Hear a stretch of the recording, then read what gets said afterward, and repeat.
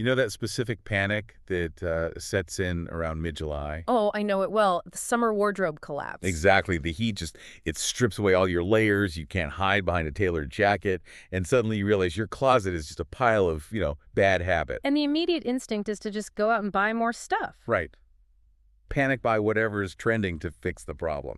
But the article we are discussing today, it argues that's actually the wrong move. The solution isn't more clothes, it's a smarter system. A smarter system. Specifically what it calls a masterclass in intentional style that's built on just an 18-piece interchangeable capsule. 18 pieces. Wait, just 18. That sounds oddly specific and, frankly, terrifyingly small. It does. I mean, I have more T-shirts than that in my laundry basket right now. Yeah.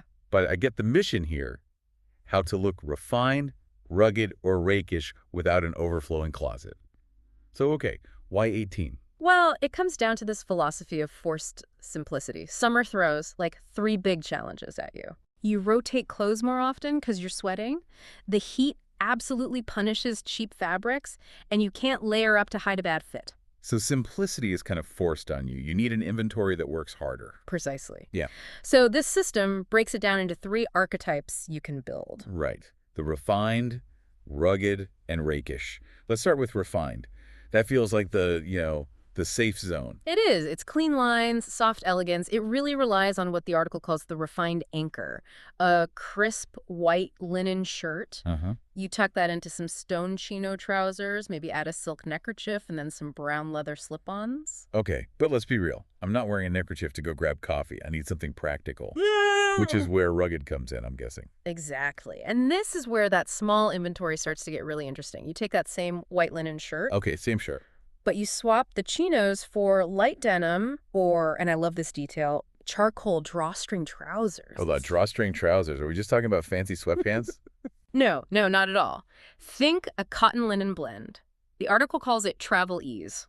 But the key to making the rugged look actually work here is the footwear. Right. You have to trade those leather slip-ons for a massive, chunky dad sneaker. It specifically mentions the Balenciaga Triple S. Which is a very polarizing and very expensive shoe. It is, yeah, but think of it as a category. You need that heavy, substantial sneaker to anchor the whole look so you don't look top-heavy. It injects this youthful, functional energy instantly. I get it. So then we have this third category, rakish. I feel like people use that word without really knowing what it means. I think so, too. A good way to think of rakish is looking like you dressed up but then had a long, really fun night out. It's elegant, but it's messy on purpose. I like that definition. So to get that, you reach for the Riviera swagger, a navy Cuban collar shirt. Okay. You leave a few buttons open, pair it with off-white linen trousers, and maybe something like a tiger's eye beaded bracelet. The article calls that rakish rebellion, which feels like a lot of pressure to put on some beads. But I want to challenge this a little. Go for it. If I'm switching from refined to rugged, and I'm wearing the same white linen shirt, don't I just look like the same guy who changed his pants? Is it really a new style? You'd think so, but the whole silhouette changes. And it's because of what the article calls the styling algorithm. That sounds way too complicated. It's actually really simple visual science. It's not just about matching colors. The secret is about conflicting textures. Conflicting textures. Yeah. If your shirt is a smooth linen, your trousers need to be a rougher denim or a matte cotton. That friction between the textures is what creates the style. So the texture is doing all the heavy lifting. That and what it calls micro swaps. You know, you roll the sleeves of that white shirt and put on suede boots. You are visually telling a completely different story than if you keep the sleeves down and wear loafers. You aren't buying new clothes. Yeah. You're just changing the behavior of the clothes you already own. You got it. So for you listening and staring at your closet, wondering why nothing works, the big takeaway is that intentional dressing is about limiting your choices to expand your possibilities. It totally flips the script on I have nothing to wear. It does.